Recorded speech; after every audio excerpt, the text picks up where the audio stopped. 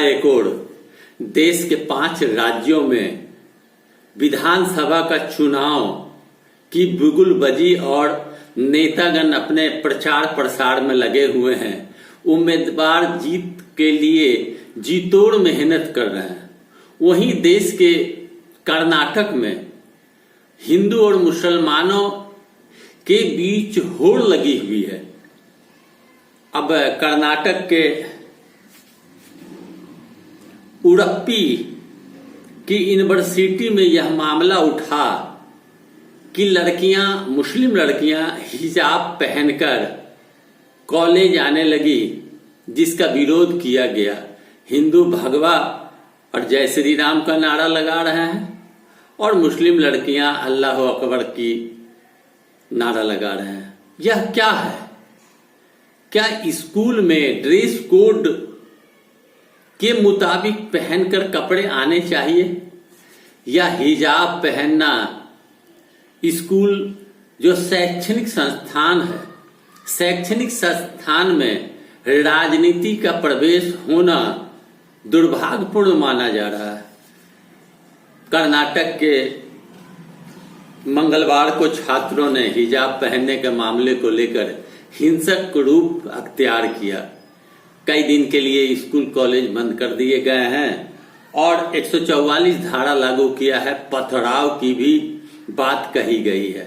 कहा यह जा रहा है कि 6 मुस्लिम लड़कियां हिजाब पहनकर प्रवेश करने के लिए जद्दोजहद कर रही थी और भगवा स्कर्ट पहने कुछ छात्रों ने अंदर आने से उसे रोक दिया। गुत्थम गुत्थी होती रही, विवाद होता रहा और ड्रेस कोड की बात है। स्कूल कॉलेज में एक नियम होता है, एक प्रावधान होता है, एक ड्रेस होता है। जिस ड्रेस कोड के मुताबिक ही बच्चों को स्कूल कॉलेज आना है, लेकिन धार्मिक वस्त्र पहनकर स्कूल में आना, चाहे वो हिंदू हो या मुसलमान हो या किसी भी धर्म के लोग हों, वह गलत है। इसलिए कि शैक्षणिक संस्थान में सभी बराबर हैं, सब धर्म के बच्चे बराबर हैं। हर स्कूल में हर बच्चे पढ़ते हैं, वहां धर्म और जात नहीं देखी जाती है। शैक्षणिक संस्थाओं में राजनीति का प्रवेश होना और हिजाब और भगवा के मामले को लेकर विवाद होना यह दुर्भाग्यपूर्ण है। कर्नाटक में 144 धारा लागू किया गया, पथराव की भी बात कही गई। काफी निंदनीय बात हो चुकी है कि हिजाब पहनने के लिए जिद कर रही है लड़कियां, आ गई परिसर में और उधर भगवा पहनकर जय श्री राम का नारा लगाते रहे युवक। तो यह विवाद सलटना चाहिए, इस तरह की विवाद नहीं होनी चाहिए। कल मैं सुन रहा था सुधीर चौधरी जो एंकर हैं, उनकी बात टीवी के अंदर, तो उन्होंने कहा कि कुरान में कहीं भी हिजाब पहनना या हिजाब और बुर्का का कोई जिक्र नहीं है। अगर अधिकार की बात की जाती है मुस्लिम लड़कियों के द्वारा, तो कुरान में कहीं भी हिजाब और बुर्का का जिक्र नहीं है। यह सुधीर चौधरी एंकर ने स्पष्ट कहा। मैं कल रात में सुन रहा था, मुझे लगा कि इस पर एक समाचार बनाकर आम लोगों को बताना चाहिए, जानकारी वर्धक बात है। उन्होंने यह भी कहा कि संविधान के किसी भी अनुच्छेद में हिजाब पहनने का कोई जिक्र नहीं है।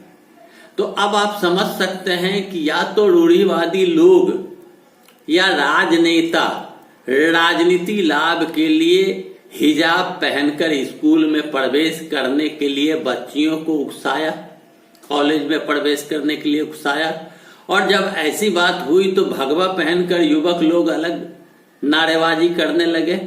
तो सुधीर चौधरी कहते हैं कि कुरान में हिजाब और बुर्का का कहीं जिक्र नहीं है, भारत के संविधान के किसी भी अनुच्छेद में यह जिक्र नहीं है।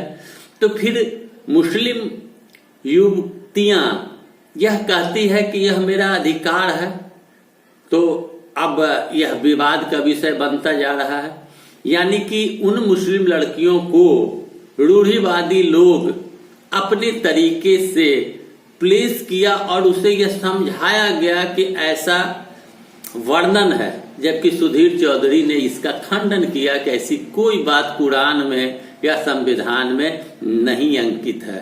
तो दोस्तों, मैंने सोचा आपको वीडियो दूं, जानकारी दूं, और मैं उन छात्रों से अपील करना चाहता हूं जो स्कूल, कॉलेज या शैक्षणिक संस्थान में पढ़ते हैं।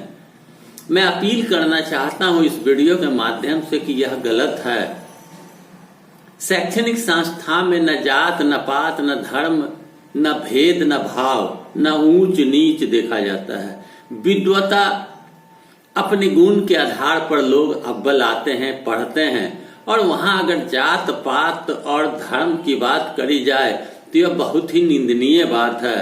युवाओं को, युवतियों को पढ़ लिख कर मुकाम हासिल करने की ललक होनी चाहिए, न कि राजनेताओं के हाथ की कठपुतली बनकर देश को खंडित करने और देश में उपद्रव फैलाने वाली बात होनी चाहिए।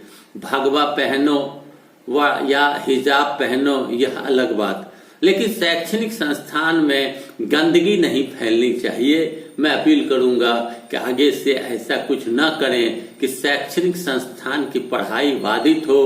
आपका जो सफर है नौकरी करने का, अव्वल आने का, वह सफर अधूरा रह जाए।